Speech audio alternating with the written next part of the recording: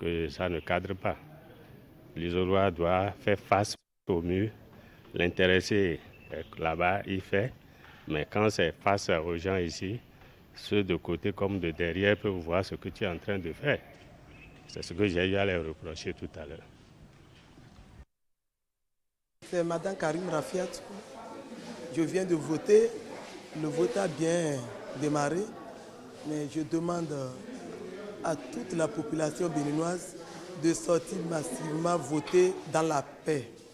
Je lance un appel à tous les Béninois de sortir voter dans la paix. Le vote, c'est la joie, c'est de l'amour, c'est tout. Je suis ravie de participer et de faire mon devoir de citoyen. Je suis très contente. C'est bon. Non, c'était bien passé. On ne m'a pas traîné. Ça a été rapide. Juste pour leur dire de sortir massivement pour venir faire leur devoir de citoyen comme moi aussi je viens de le faire. Ce dimanche 8 janvier 2023 à Ouin, un des arrondissements de la commune de Lokossa. Ici, l'acheminement du matériel électoral vers les bureaux de vote a commencé tôt ce matin. Ici, le premier électeur a mis le bulletin dans l'urne un peu après 7 heures.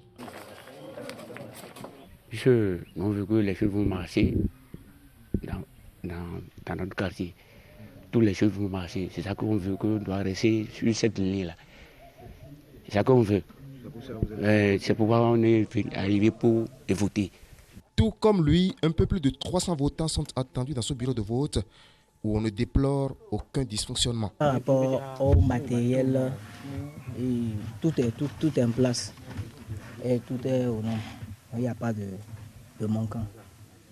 Au niveau de cet arrondissement, tout a été planifié depuis la veille par ceux qui sont en charge des opérations ici. Depuis quelques jours, nous étions en train de nous apprêter. Hier notamment, nous avons réuni tous les présidents et membres de postes de vote afin qu'ils vérifient si le matériel devant aller à leur poste de vote est suffisant. Ils ont vérifié ces matériels-là qu'ils ont classés dans les différentes urnes. Et ce matin déjà à 5h30, nous les avons convoqués pour que chacun parte avec son colis sur son centre de vote. Tout le matériel est acheminé et tout se passera bien normalement. Des nouvelles sont donc rassurantes ici, où 5637 électeurs sont répartis dans 16 postes de vote. 16 des 674 postes de vote que compte le département du Mono, où 231 206 électeurs sont attendus pour le vote, qui dure de 7h à 16h, comme le prévoit le code électoral au Bénin. Malgré la forte brume matinale de ce dimanche 8 janvier, jour d'élection au Bénin, tout est allé très vite dans les coordinations d'arrondissement dans la ville de Porto-Novo. Les présidents des postes de vote et leurs assesseurs étaient au rendez-vous pour récupérer le matériel électoral. Il est 6h45 si je ne m'abuse et nous avons à notre niveau 62 postes de vote. Nous avons lancé tous les 62 postes de vote déjà. En principe, dans 15 minutes, partout sur notre territoire, le vote doit être lancé. Il n'y a aucun problème. Tous les présidents sont venus chercher avec leurs assesseurs le matériel électoral, les isoloirs et les urnes scellées pour aller s'installer. En ce moment, ils doivent être en train de s'installer pour démarrer effectivement à 7h00. Dans le deuxième arrondissement de Porto-Novo, certains bureaux de vote ont ouvert avec un léger retard. C'est le cas ici, au complexe scolaire Taquet, où les opérations de vote ont démarré à 7h20. Je suis là depuis avant 7h, c'est avant 7h que je suis là. Depuis 2 semaines, on nous disait, celui qui veut voter, il n'a qu'à vite arriver.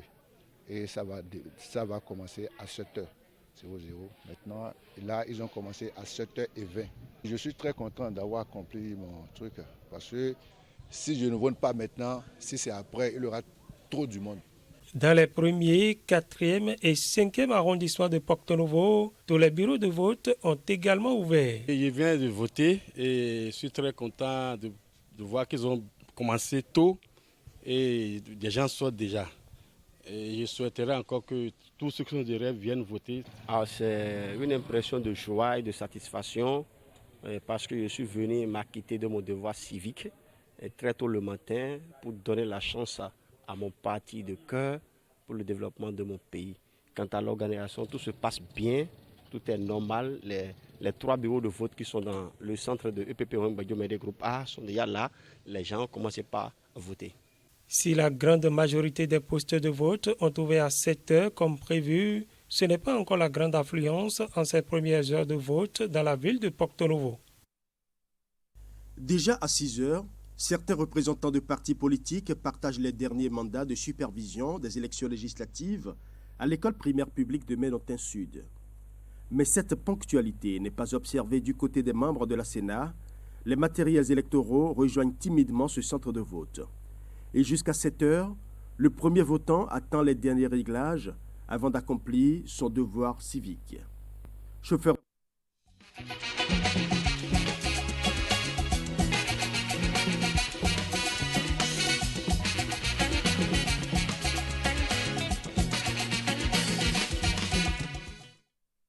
Le retour plateau, nous vous rappelons que c'est un plateau direct spécial élection législative sur Canal 3 Bénin. Si vous nous rejoignez, eh bien vous êtes au bon endroit pour avoir toutes les informations précises. Et un autre panel qui vient de s'installer, Eric Guédénon. Oui. Dans la suite donc de cette émission spéciale, nous sommes avec d'autres invités. Monsieur Dassi Clément, vous êtes expert en droit public. Merci vraiment d'être là avec nous.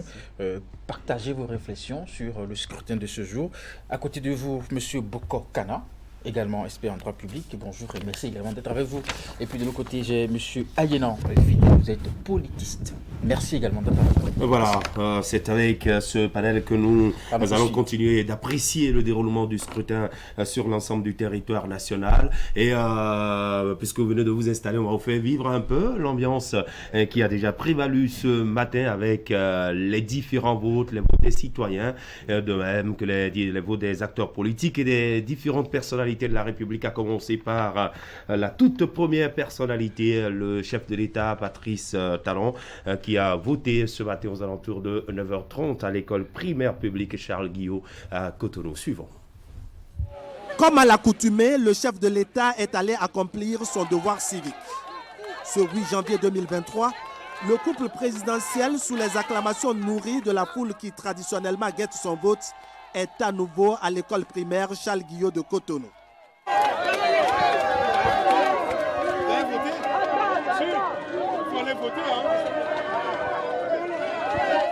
La première dame n'est pas passée inaperçue. Elle qui, après les formalités d'usage devant les responsables de son bureau de vote, glisse sans difficulté aucune son bulletin dans l'urne. De l'autre côté, micro et caméra sont braqués sur le président Patrice Talon. Malgré les méfiances de sa garde rapprochée, la presse très curieuse tente de lui arracher quelques mots. Et ça n'a pas raté. Pour le rôle que j'ai, c'est une évidence. C'est un devoir et je l'accompagne avec enthousiasme et plaisir. En tous les cas, je suis assez satisfait de ce qui me revient comme compte rendu sur le terrain. Depuis des semaines, le processus se déroule bien. C'est satisfaisant. Et je crois que nous sommes en train de tourner définitivement les mauvaises pages de notre récente histoire politique. Maintenant, tout le monde va aux élections avec enthousiasme, consort, personne ne boycotte, malgré les réformes qui sont toujours en cours et qui transforment notre environnement aussi bien politique, économique, administratif. C'est heureux. Pour la circonstance, le chef de l'État joue les moins bavards. Il laisse échapper juste quelques phrases non moins laconiques. Néanmoins, il repart avec le sentiment du devoir accompli et l'espoir que la journée se déroule sans heurts sur l'ensemble du territoire national. Et voilà, le président de la République, Patrice Talon, qui s'exprimait après son vote. Il était accompagné de son épouse. Oui, très rapidement, chers messieurs, en plateau, je vais commencer par vous, docteur Dassi Clément, pour ces premiers mots du chef de l'État après avoir exprimé son droit de vote. Quelle interprétation faites-vous de ses propos quand il parle de satisfaction et quand il va plus loin en disant qu'on est en train de tourner la mauvaise page de notre histoire?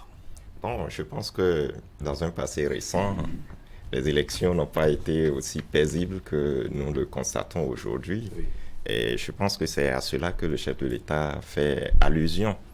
Et c'est heureux qu'on puisse constater que les forces de l'ordre ne sont pas déployées dans les grandes artères de notre pays pendant les élections législatives. C'est vraiment heureux. Je peux dire que c'est déjà un pas vers des élections paisibles, vers la paix dans la société. Et je ne peux que féliciter le chef de l'État pour ce devoir d'exemplarité dont il a pu s'acquitter, puisque c'est un devoir pour tout citoyen d'aller s'acquitter, d'aller voter. Et aujourd'hui, s'il le fait, c'est qu'il appelle chaque citoyen que nous sommes à aller s'acquitter de ce devoir. Parfait. Alors, M. Kana, partagez-vous la satisfaction du chef de l'État? Moi, j'estime que le chef de l'État, le président Talon, éprouve 3 catégories de sentiments, à mon avis. D'accord, allez-y. Premièrement, vous savez, c'est l'acteur des réformes politiques et institutionnelles. C'est quand même à mettre à son actif.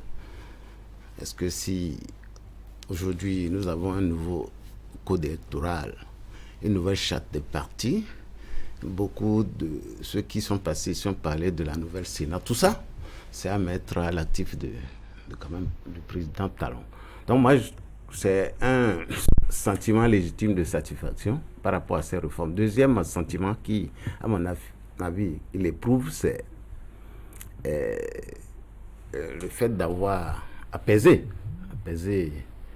le landerneau politique aujourd'hui, c'est-à-dire l'inclusion politique des partis qui se disaient écartés du jeu politique. Donc ça, je crois que c'est à mettre à son actif. Il a dit dans son intervention. Et le troisième sentiment, à mon avis, en tant que citoyen, il a voté. Il a accompli son devoir de citoyen, son devoir civique de citoyen. On a voté, et comme tous les autres. Donc voilà, moi, comment je lis le comportement. On reviendra avec vous sur notre aspect, voilà, de sa déclaration. Monsieur Ayénan, le chef de l'État satisfait, vous l'êtes aussi en tant que citoyen ou politiste? Oui, en tant que citoyen et analyste politique, je constate la satisfaction, si ce n'est le satisfecit du chef de l'État, au moment où il exprime son droit de suffrage et que on a pu retenir ici le mot enthousiasme utilisé par le chef de l'État. C'est un enthousiasme communicateur qu'il partage avec l'ensemble de ses concitoyens. Pourquoi? Parce que non seulement il donne l'exemple en accomplissant son devoir civique d'électeur, et par cet exemple, il appelle toute la population béninoise, en tout cas éligible comme électeur, à aller accomplir également son devoir. Vous avez pu remarquer quand il a apostrophé dans je dirais, les gens qui l'entouraient essayaient de s'enquérir, de savoir si vraiment l'électeur a déjà,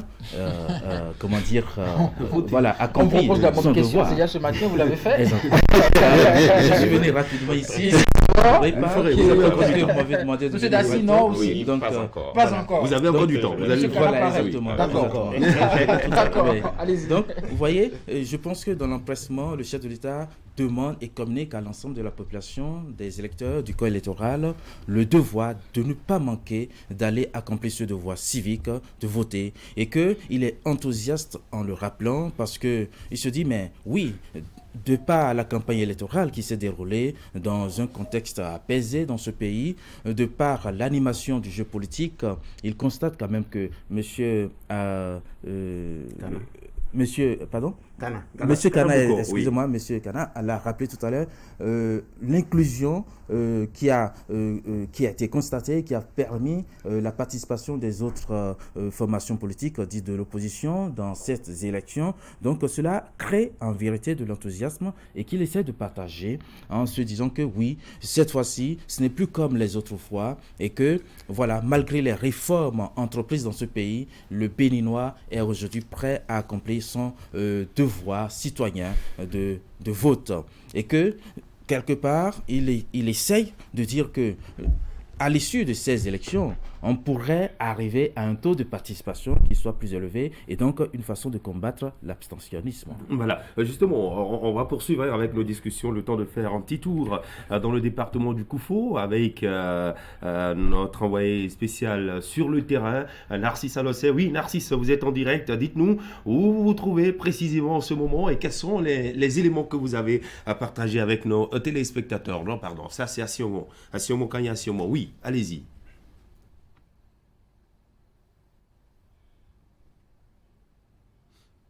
Vous nous recevez, Assiomo Kanya Assiomo, vous êtes en direct. Oui, bonjour. Nous sommes ici à Torihuanfo. Où les populations sortent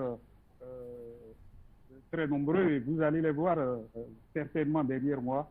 Elles sortent pour accomplir leur devoir civique depuis 7h15 minutes. Les bureaux de vote sont ouverts ici et ça se déroule sans anicroche, sans difficulté.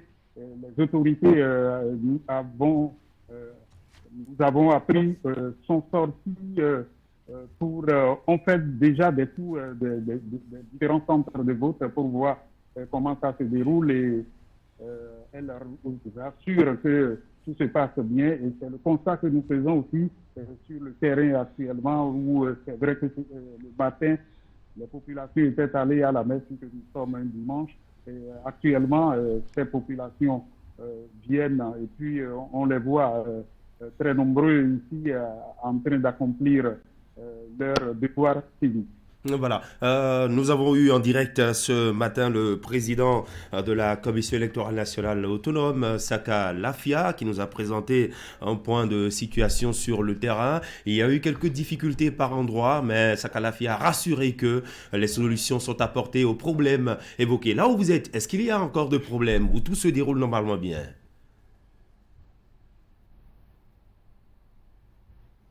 Il ne nous reçoit pas. Si on c'est pas grave. On va le retrouver en cours d'édition. On était en train de parler du vote il y a un instant du président Patrice Talon. On aura le temps d'aller beaucoup plus en détail sur tout. On va vous proposer de suivre ici le vote de son prédécesseur, le président Boli Aï, qui était à Parakou, précisément dans l'arrondissement de Tourou, où il a voté ce matin, peu avant Patrice Talon. Vous m'offrez l'occasion de dire merci et de rendre gloire à Dieu notre Père Céleste pour cette journée. Et je prie que chacun de nous puisse en faire une journée de paix, de joie, etc. Ce scrutin est très important. J'invite en même temps le peuple béninois à sortir massivement pour s'acquitter de ce devoir républicain. Et pour moi, à mon avis, avec la grâce de Dieu Tout-Puissant, le scrutin sera transparent, équitable et paisible. Il n'y a que la paix. Voilà, oui. Donc bonne chance à tous et bonne année à vous tous. Que Dieu bénisse notre pays. Merci beaucoup. Sur ce plateau, on va prendre vos réactions sur, bien entendu, les propos de l'ancien président Yahi Boni. Monsieur Alina. Oui, je trouve que le président Yahi Boni est très, très optimiste par rapport au déroulement du scrutin. Je pense que c'est de bon augure parce que en tant que leader politique, c'est des sentiments qu'il peut communiquer de cette manière à l'ensemble de la population, de tous ceux qui se revendiquent être de son idéologie politique en quelque sorte, et que il est optimiste et c'est vrai que c'est un peu je dirais exagéré de penser que si le scrutin est transparent, cela relève de la grâce de Dieu. Et je pense que c'est un domaine beaucoup plus métaphysique et que je pense la transparence du scrutin, c'est le fait même des hommes, des institutions et de l'organisation et qu'il est important d'avoir confiance en nos institutions chargées d'organiser, en tout cas, toutes les institutions impliquées dans la chaîne électorale. Je pense que oui, ce qu'il a fait, lui-même, il a fait le constat que tout se déroule bien et qu'il appelle, il fait également à la suite du chef de l'État, il invite à la population de sortir massivement pour voter et que là encore l'intérêt, c'est de combattre l'abstentionnisme qui n'arrange pas la démocratie. Monsieur Dessy.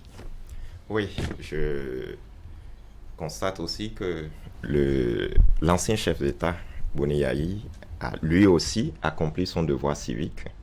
Et au-delà de ce devoir civique, c'est un appel à la population à sortir voter massivement. Si on sait qu'aux élections législatives passées, il y avait dans cette zone-là des pneus qu'on pouvait voir brûler sur la voie. Et c'était la peur au ventre que ceux qui ont pu sortir ont pu le faire. Nous avons quitté une position de résistance à une position de participation de la population. Et vous pouvez voir dans l'élément, l'ambiance qu'il y avait autour, le bruit qu'il y avait autour, c'est quand même convivial. C'est quand même convivial, ce qui peut laisser augurer d'une meilleure participation de la population à ces élections-là. Et je ne peux que féliciter Boni Yayi pour cette attitude qu'il a eue et aussi féliciter notre population ou nos populations pour cette attitude favorable pour la paix, surtout la paix, pendant cette période électorale. Monsieur Kamara. Oui, merci. Bon, moi, cette fixation sur la paix, à mon avis, est exagérée. Puisque du moment où déjà les partis dits d'opposition ont été impliqués, moi je pense que cela a tari les sources de violence qu'on pouvait craindre au cours de ces élections-là. Parce que c'est à cause de cette exclusion qu'il y avait eu des violences par le passé. Donc, implorer toujours la paix n'est pas un vain mot, c'est toujours une bonne chose. Bon, maintenant, je vais, par rapport à ce que monsieur le docteur Ayina a dit, c'est que moi, cette référence, cette fâcheuse tendance à se référer à la religion, à Dieu, moi personnellement, me gêne. Puisque le Bénin est un pays laïque. Je crois que la référence à Dieu par les acteurs politiques, moi, me gêne quelque peu. Parce que ça fait partie du domaine du privé, de la vie individuelle, de la vie privée. Mais chaque fois, cette récurrence à Dieu qu'aime tant notre ancien président, moi, ça me gêne personnellement. Et je pense qu'il faut s'en départir. On est laïque, la paix d'accord, mais tout en référence à Dieu, au Père Céleste, au Tout-Puissant, moi, nous ne sommes pas à l'église. Est-ce que cela ne témoigne pas de l'expression de je pense que, personnellement, ça ne dérange pas. Un autre acteur politique pourrait sortir remercier les membres de nos ancêtres pour le déroulement des élections. Bon, pour moi, ça ne me dérange pas. Ça ne me dérange pas. D'accord. Alors, on va voir un peu ce qui se passe ailleurs, notamment à Porto-Novo, dans le département de l'Ouémé. Nous avons les images avec Emma Rodonou qui est en direct avec nous. Et qui vous voyez, eh bien, c'est Adrien Humbedji, ancien président de l'Assemblée nationale qui vient de glisser son bulletin de vote dans l'urne. Herma Rodonou, vous êtes en repérage. Nous attendons d'avoir avec vous les tout premiers mots de Adrien Humbedji quand il aura fini de voter. Voilà, qui est en train de tremper son doigt dans l'encre et qui va la poser donc devant son nom sur la liste électorale. Herma Rodonou, est-ce que vous nous recevez sur liste? Bon ben on continue de commenter ces images en attendant de retrouver Adrien Humbedji quand il aura fini, qui va nous livrer ses tout premiers mots, ses impressions. Oui, en attendant, quand vous voyez ces images, un jour de vote où toutes les grandes personnalités de la République sortent pour voter, quel sentiment vous anime?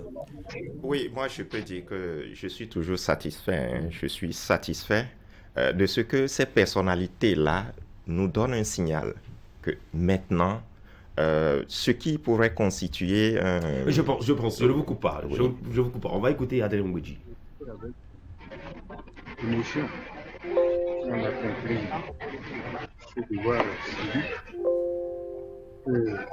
une opportunité donnée par la Constitution et la loi d'exprimer son sentiment par rapport à la prochaine Assemblée nationale, par rapport au bilan de l'ancienne et par rapport aux perspectives qui s'offrent pour la nouvelle Assemblée nationale. Donc, je suis venu exprimer mon sentiment sur la question. Je suis très heureux, très ému de voir tout le terrain. Par rapport aux informations que vous avez depuis le matin, le déroulement, vos impressions par rapport à ça? Je crois que ce qui importe, c'est que les choses se déroulent dans un climat de paix. Et je constate qu'ici, en tout cas, à Porto-Novo, dans le général, il y a un climat de paix qui règne autour de cette élection législative. J'espère que ce sera la même chose partout jusqu'à la fin du temps. Un appel à ceux qui n'ont pas encore voté? Mais je les appelle à sortir et à voter massivement. C'est une occasion unique qui leur est donnée de choisir leur vie. Pour le refaire, il faudra encore attendre 3 ans. Il vaut mieux le faire. Merci. Et voilà, nous étions avec Emma Hodonou qui posait des questions à Adrien Ngweji. Je pense que nous allons rester un peu dans le même registre des anciens présidents de la République, des anciens présidents de l'Assemblée nationale, voilà, de la République. Et nous irons donc, je dirais, tout droit du côté du département du Koufo, où Bruno Amoussou est allé accomplir son devoir ce matin, et tout en saluant l'organisation autour du scrutin, il convie le peuple